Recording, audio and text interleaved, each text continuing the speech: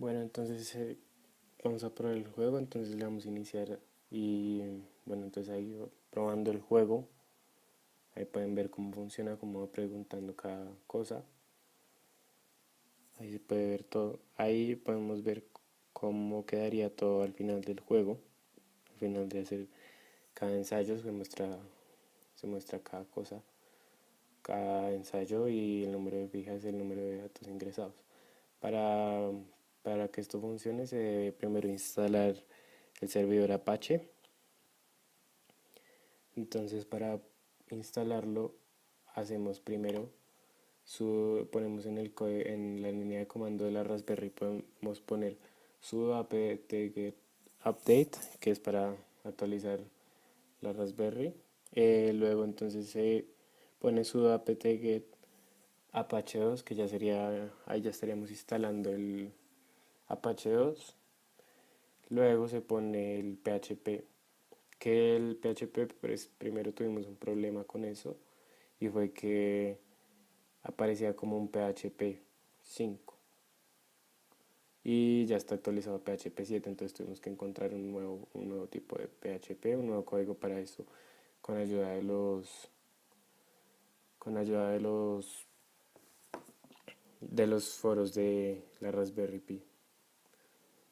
Entonces ahí podemos ver cómo debería quedar funcionando la página cuando se entra al navegador desde la Raspberry y se pone localhost. Bueno, entonces aquí ya una vez están dentro de la Raspberry, cuando hemos creado el servidor Apache, se, bueno, acá están todas las carpetas normalmente, pero al final se ve una carpeta var. Esa carpeta var se creó con el Apache, se creó la carpeta www y en HTML se crea un archivo llamado index.html, ahí es donde está todo el código del Apache. Estos otros documentos que están acá no están incluidos, esos fueron como pruebas que hice antes bueno, que hicimos antes de que funcionara, usamos diferentes métodos, pero al final simplemente necesitamos el Apache. Entonces cuando lo abrimos con el editor de texto, vemos que ahí está el código del juego, un formato de JavaScript.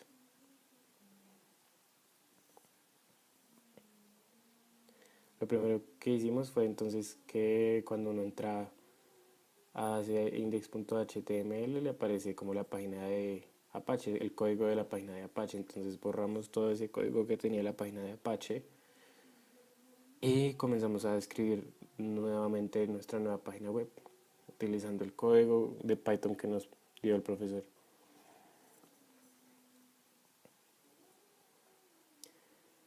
Bueno, entonces ya para analizar bien el código de Python con el código de Java, se ve que la diferencia entre los dos es que al principio en Python el código empieza definiendo la función picas y fijas 2. En cambio en Java se pone function inicio pf, inicio de picas y fijas. Pero si se pueden dar cuenta la diferencia que hay desde el principio para que funcione el código se debe poner todo esto. El HTML, el header, el title se ponen por cuestión de forma, digamos ahí el title empieza y finaliza con el slash y la página se llamará Picas y Fijas Daniel Ramos, como podemos ver en la página Picas y Fijas Daniel Ramos. Entonces digamos, ya después se le define el estilo mediante el style, se define que el área de salida debe tener un estilo determinado, entonces definimos que el ancho, el borde de cuántos píxeles debe ser, se define que el borde debe ser doble, lo que se ve ahí, que el borde está en doble. Luego se pone la altura que va a tener. El overflow se utiliza para establecer qué hacer con la información que salga del cuadro de salida. Se utiliza la propiedad auto,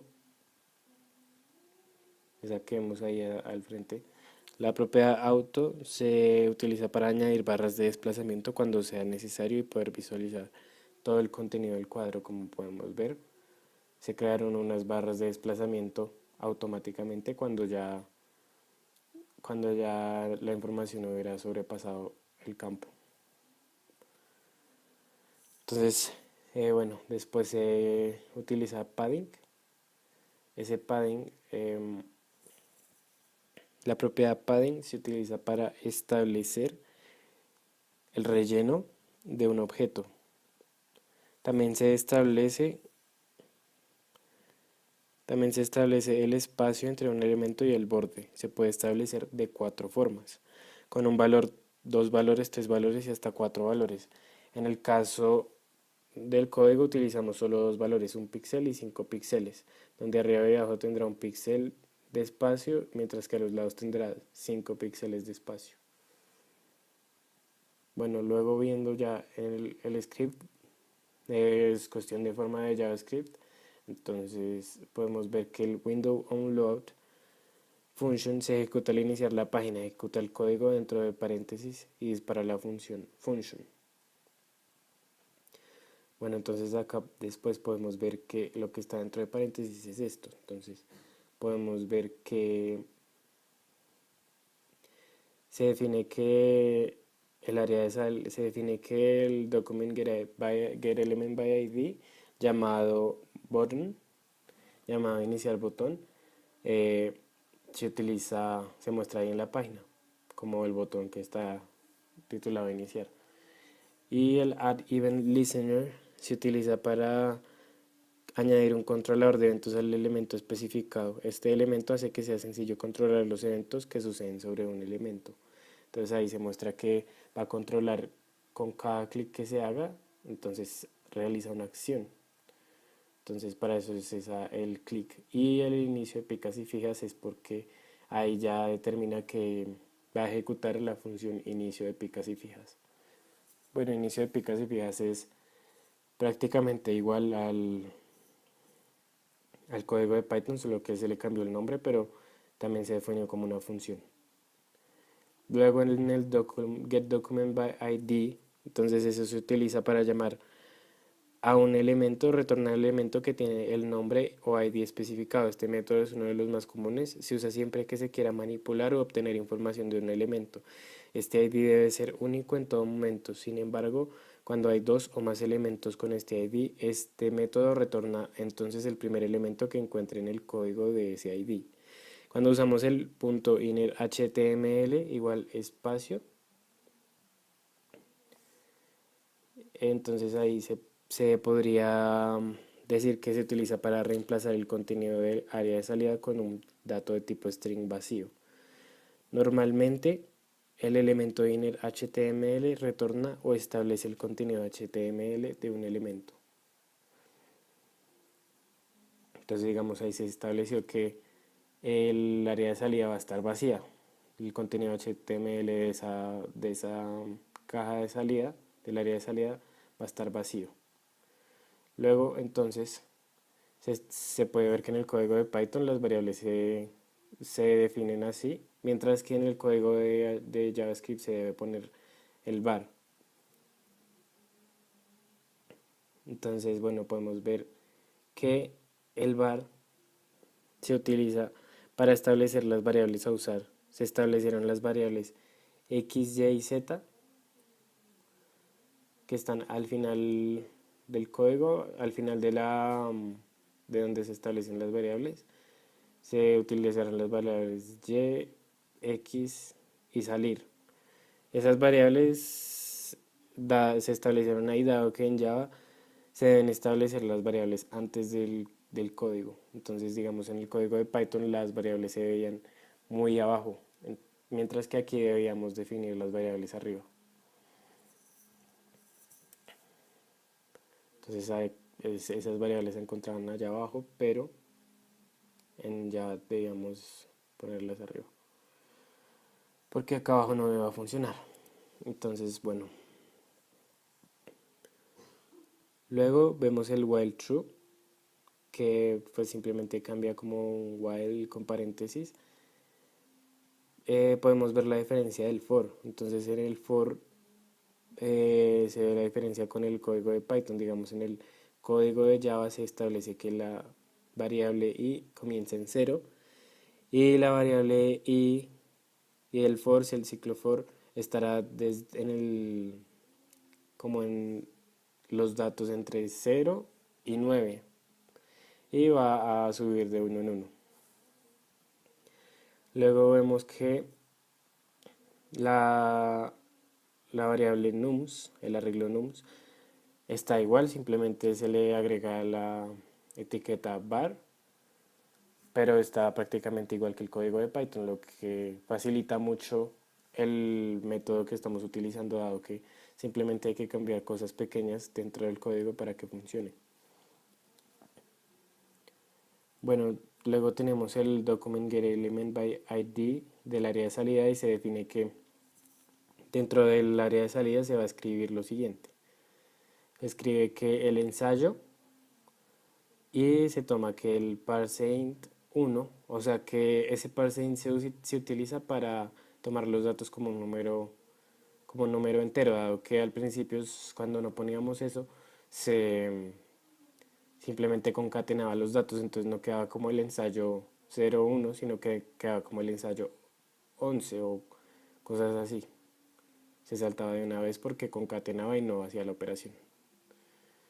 Podemos ver que el print es diferente en Java, entonces, bueno, también se utiliza un print vacío en el código de Python, mientras que en el de Java se utiliza un BR. Ya con eso se resume o se sintetiza el código, pues no hay que utilizar todo esto. Luego podemos ver que esto está igual en el código de Python, el input se definió la variable num y se utilizó el prompt. El prompt se utiliza para hacer un intercambio de datos entre el código y el usuario. Cuando se utiliza el if null, número de fijas null, eso significa, ya vamos a ver en la página cómo quedaría cuando se establece el condición null. Entonces cuando uno le da a cancelar, aparece finalizado por el usuario. Ese finalizado por el usuario es dado porque no se ingresó número de fijas. Entonces por esto mismo se pone el finalizado por el usuario, se pone que la variable salir está igual así y este break hace que el código salga del ciclo if. Luego entonces en esta parte también se debe tomar el valor de número de fijas como un número entero, que ese número de fijas es el valor ingresado por el usuario. Luego se utiliza que por favor ingrese el número de picas, es igual que en el código de Python. Y se pone la misma condición que habíamos visto de cuando no ingresa ningún dato y se pone cancelar. Entonces está el break. Luego vemos que está el prompt y ingresa el número de fijas. Entonces aquí podemos ver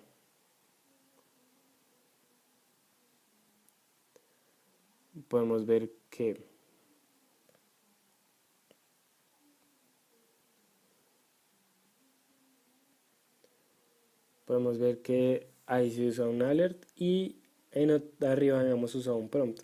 Ya les voy a mostrar la diferencia entre un prompt y un alert, que sería la siguiente.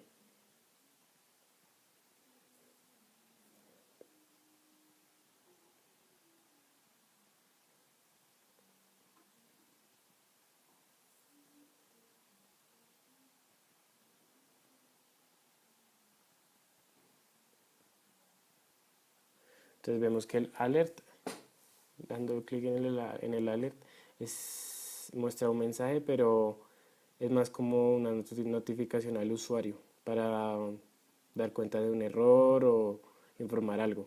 Mientras que en el prompt ya es un intercambio de información con el código y el usuario. Entonces se crea una ventana para que el usuario meta información. Bueno, Entonces,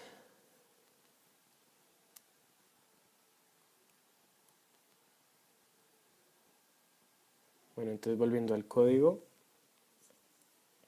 ya vemos cuál es la diferencia entre el prompt y el alert. Y viendo desde abajo, entonces podríamos ver lo siguiente.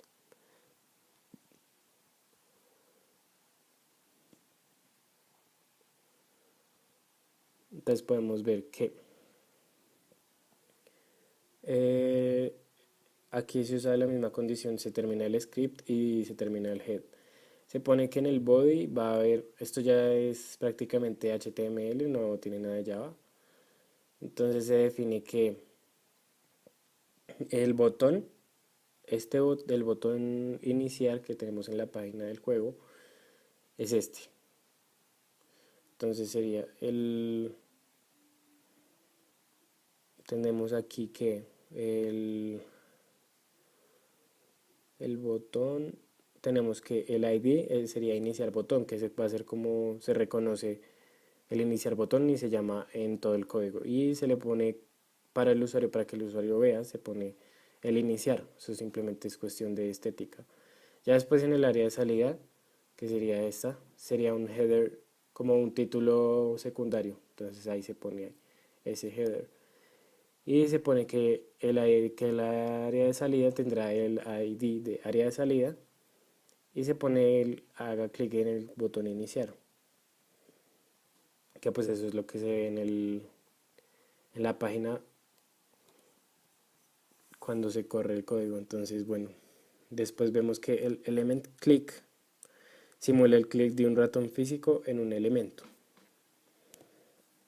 Luego entonces quedaría arriba el document body append child. El document body append child es un nodo de tipo element. Arriba vemos un element style display igual known. Este element style display igual known no es visible y el espacio es ocupado por el contenido que está a continuación. Luego se tiene el element set attribute download name, que simplemente se utiliza para crear una fila en la memoria para ser descargada, pero no por el server. Luego el element set attribute. El element set attribute agrega un nuevo atributo o cambia el valor de un atributo en un elemento especificado. Y la variable var element igual document create element. Con este método del objeto document crearíamos un objeto elemento con un a determinado. Ejemplo, la variable element igual document create element a, variable no global, variable local, por estar declarada dentro de la función, no es accesible en todo el script. Luego en la función guardar es el inicio para guardar un número en la fila determinada. Ahí se determina el nombre del archivo que se va a descargar, la variable text, y se inicializa la variable en 0. Luego se pone un ciclo for para que vaya escribiendo en el código cada uno de los ensayos y cada uno de los datos ingresados por el usuario. Entonces si podemos ver lo que se descarga sería todos los intentos que se puso. Entonces digamos, ahí está todo lo que yo escribí al inicio en cada uno de los ensayos. Y este sería todo.